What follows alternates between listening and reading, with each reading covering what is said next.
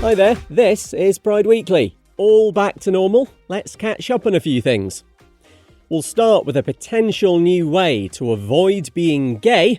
It's homeschooling. This brainwave comes courtesy of A-grade knuckle-dragger Bryce Mitchell. No, me neither. He's a fighter in the UFC who also thinks the earth is flat.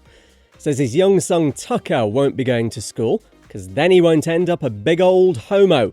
So sit down, relax, and maybe pour yourself a sweet sherry as we take a moment to bathe in Bryce's bigotry. Tucker's also going to be homeschooled. We're going to have to homeschool our kids or they're all going to end up turning gay. And that's the reason that I'm going to homeschool Tuckers, because I don't want him to be a communist. I don't want him to worship Satan. I don't want him to be gay. And that's what happens when you make a career out of being smacked upside the head. You'll be shocked to the very core to hear the worst social media app for queer people is Twitter, what nobody calls X. GLAAD, the LGBTQ+ advocacy organisation's put out its yearly report on this, says all the big platforms fail to protect queer people from potential harm, but Twitter's the worst. And the remake of a Nintendo game sees one of the characters confirmed as transgender.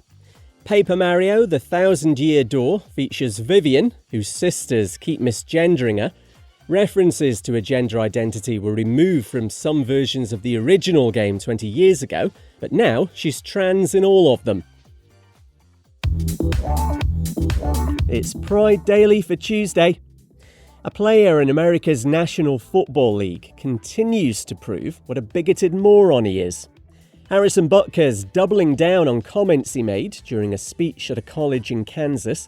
The 28-year-old Catholic spoke about the tyranny of diversity and inclusion and the deadly sins of pride.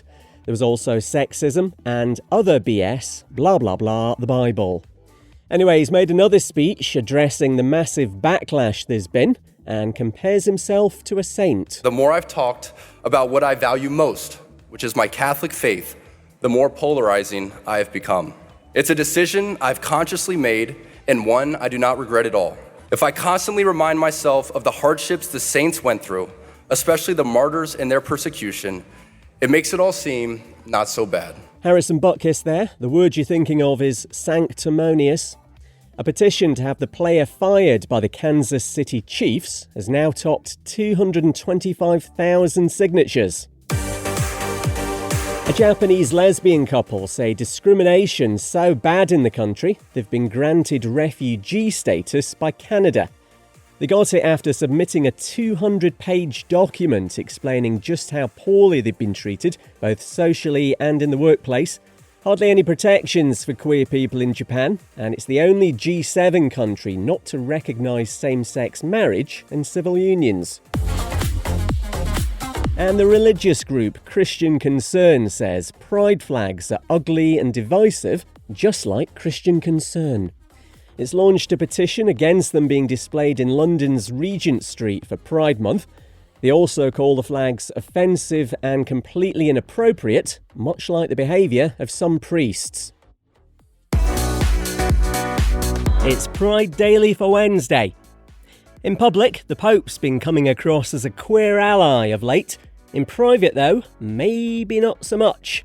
The Vatican's apologised after allegations he's referred to gay men using a word that translates as faggots, said to have happened during a recent meeting with bishops in Rome. The 87-year-old's often publicly supportive of LGBTQ+ people and of inclusivity in the Catholic Church. Anyway, in the UK, faggots are also pork meatballs, so here's a commercial for them from the 1980s. Hello, faggot lovers everywhere. Bird's Eye faggots will appeal to your whole family. They've made them with lashings of gravy, but they've gone easy on the spice because kids don't like them too spicy. Bird's Eye even suggests that people who don't like faggots could enjoy these. You know, that could be right. There's suggestions the Pope might not have realised he'd used an offensive term. A trans teenager's attempted to remove his own breasts due to a lack of access to gender-affirming surgery. The 18-year-old from New Zealand prepared for it by watching a YouTube video. He'd been waiting on female-to-male surgery, which was carried out properly after he ended up in hospital. And a drag queen's been awarded more than $1 million in damages over false claims made by a right-wing blogger. Mona Lisa Million, whose real name's Eric Posey, has successfully sued Summer Bushnell in Idaho in the US. A jury found she lied about him exposing his private parts during a performance 2 years ago where children were present.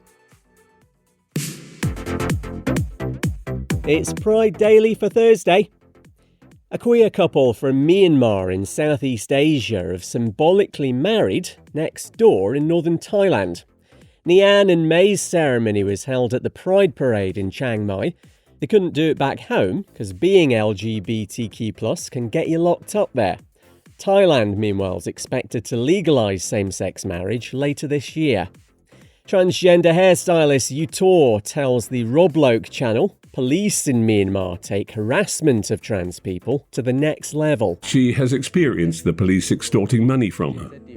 When the police in Myanmar first started using tasers, they tested them on the transgender group. At times, while in custody, some transgender individuals who had breast implants were tasered on their chest. Good grief. Back with Nyan and May, they say when same-sex marriage is legalised in Thailand, they'll tie the knot for real. Across Asia, it's only recognised in Nepal and Taiwan. The gay panic defence has been banned in Minnesota in America. It's when someone attempts to justify their violence against an LGBTQ+ person by saying they were caught off guard by the victim's sexuality or gender identity. The defence is often used in murder and manslaughter trials. Minnesota becomes the 19th US state to ban it. And those knuckle-dragging snowflakes are in a state of unbridled panic after finding out some animals are queer. Oh my giddy aunt. A documentary called Queer Planet features bisexual lions, gay elephants touching each other's trunks, and sex-changing clownfish. You can imagine what right-wingers have been saying. It can be summarised as, we're a basket of deplorables. It's Pride Daily for Friday. A group of drag performers are teaming up in the US to push back on hate and violence against their fellow artists. They've all got links to attacks on LGBTQ+ venues and events, and of course drag's become a big culture war thing in recent years. They're grooming our children. Shut your face. 10 performers have formed a group called Committee, spelt with a Q, to bring drag acts together, provide support, and encourage allies to show up. Tiara Latrice Kelly's among them and tells ABC News she's hopeful things can turn around. We can start with changing the rhetoric that is behind drag and changing these ideals that drag queens are trying to hurt people or hurt children particularly. Committee says drag is joy, but it's under attack and we've had enough. A co-owner of Miss Universe has been recorded saying transgender women can compete in the beauty contest, they just can't win it. And Jakapong Jakra Jutatip is trans herself, says her comments regarding what she calls women from non-traditional backgrounds have been maliciously edited. And Pride Month gets going this weekend.